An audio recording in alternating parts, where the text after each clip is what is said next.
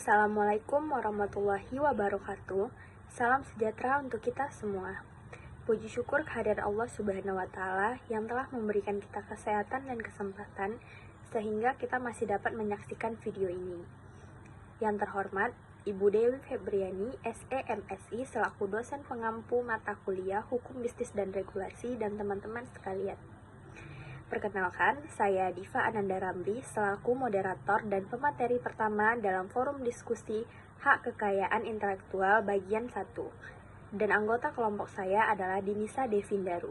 Pada pertemuan ini, kita akan membahas 3 poin. Yang pertama itu ada paten, kedua merek, dan yang terakhir adalah kasus-kasus.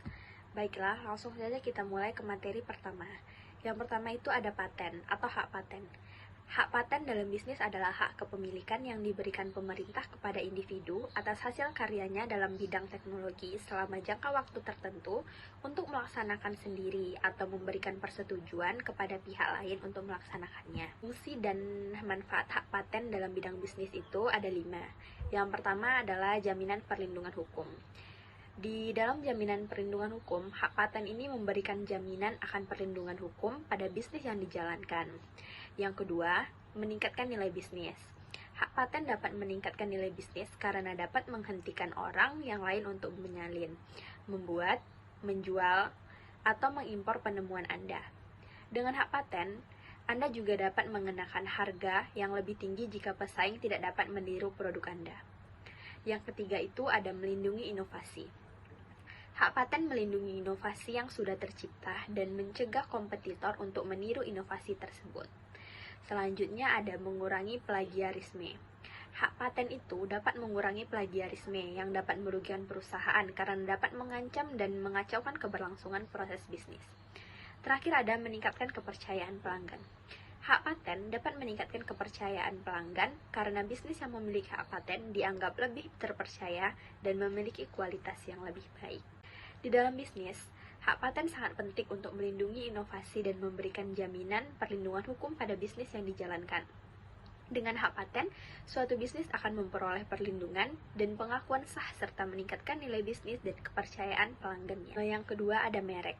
Dalam bisnis, merek adalah nama, istilah, tanda, simbol, atau desain yang dimaksudkan untuk mengidentifikasi barang atau jasa dari satu penjual atau sekelompok penjual dan untuk membedakannya dari produk pesaing.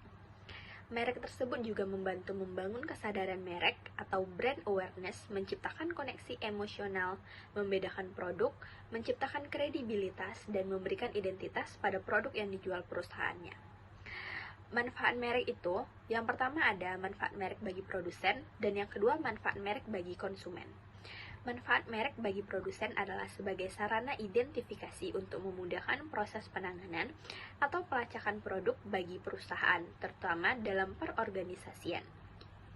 Yang kedua tadi ada manfaat merek bagi konsumen. Manfaat merek bagi konsumen itu adalah merek dapat meyakinkan konsumen dalam memilih suatu produk berdasarkan merek yang melekat pada suatu produk. Selanjutnya ada fungsi merek dalam bisnis. Fungsi merek di dalam bisnis itu ada 7. Yang pertama ada identitas. Merek membantu memberikan identitas pada barang atau jasa yang dijual oleh perusahaan dan membedakannya dari produk pesaing. Yang kedua ada koneksi emosional.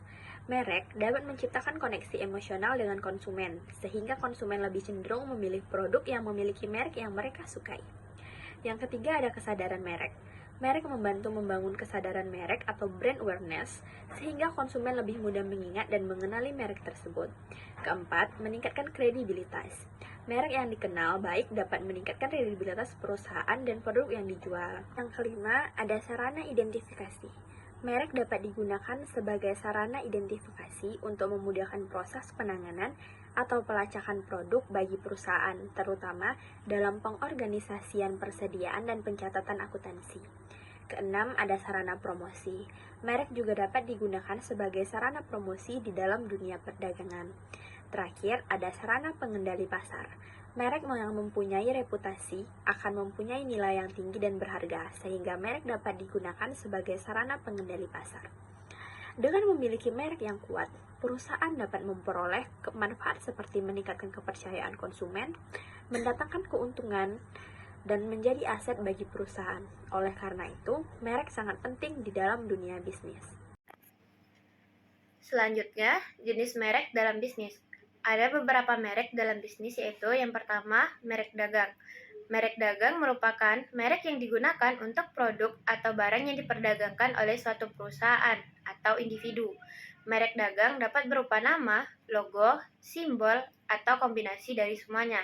Kedua, merek jasa. Merek jasa merupakan merek yang digunakan untuk jasa yang diperdagangkan oleh suatu perusahaan maupun individu. Merek jasa dapat berupa nama, logo, simbol, atau kombinasi dari keduanya. Ketiga, merek kolektif.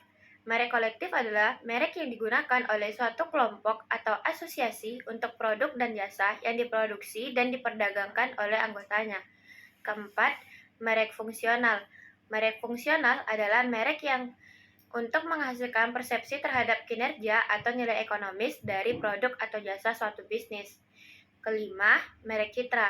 Merek citra meliputi elemen-elemen seperti nama, logo, slogan, dan desain yang digunakan untuk mengidentifikasi produk atau jasa tersebut. Keenam, merek eksperiensial. Merek eksperiensial adalah merek yang dirancang untuk memberikan pengalaman yang unik dan berbeda bagi konsumen.